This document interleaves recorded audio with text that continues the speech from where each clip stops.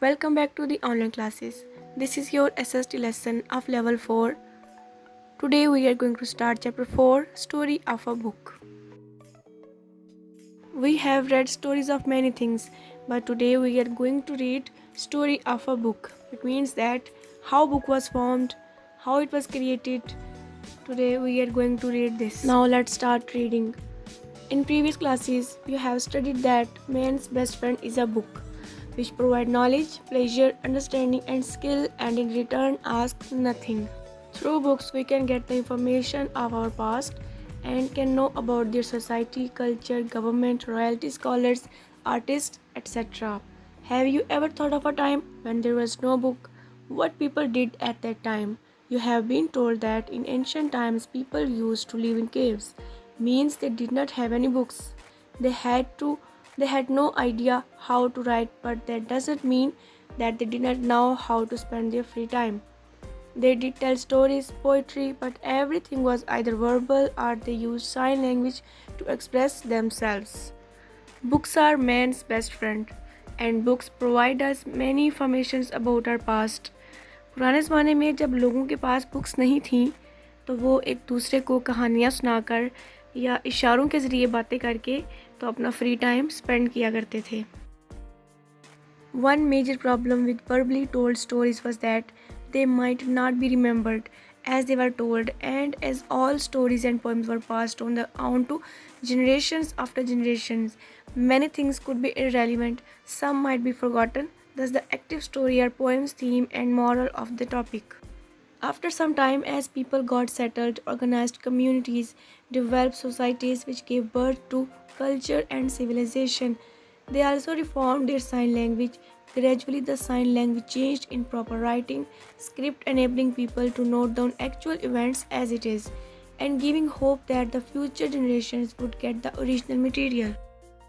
पहले लोग जो स्टोरीज एक दूसरे को सुनाया करते थे, उनका मेजर प्रॉब्लम ये था कि वो स्टोरीज़ कुछ अरसा के बाद भुला दी जाती थी. लोगों को उनके थीम, उनके मॉरल याद नहीं रहते थे. फिर जब लोग सेटल हो गए, कम्युनिटीज़ बन गई, तो लोगों ने साइन लैंग्वेज सीखना स्टार्ट कर दी. फिर आहिस्ता आहिस्ता उन्होंने लिखना स्टार्ट कर दिया ताकि लोगों तक जो ओरिजिनल मटेरियल है वो पहुंच सके. As there was no paper, similarly there was no pen to write. Instead of a pen, people used chisels to carve their words on the tablet clay while these were wet, after which those tablets were dried so that they became hard and the writings could be preserved. You can see the picture of chisels. With the help of this tool, people used to carve on clay. When there was no pen and no paper, in this way people used to write on clay with the help of chisels. We are on next page. These type of clay tablets with writings are found from Mesopotamia, presently Iraq. With the help of these tablets, we presently know about the people of those time, their king, culture, religion, etc. The most ancient story which was read from clay tablets was the Gilgamesh, who was an ancient hero of the East. Moreover, Torah, the holy book of Islam, given by Allah to Musa alayhi salam, was also first written on clay tablets.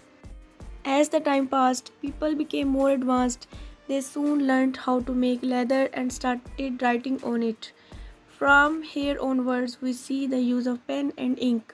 It was around 3000 years ago when paper was invented by Chinese people.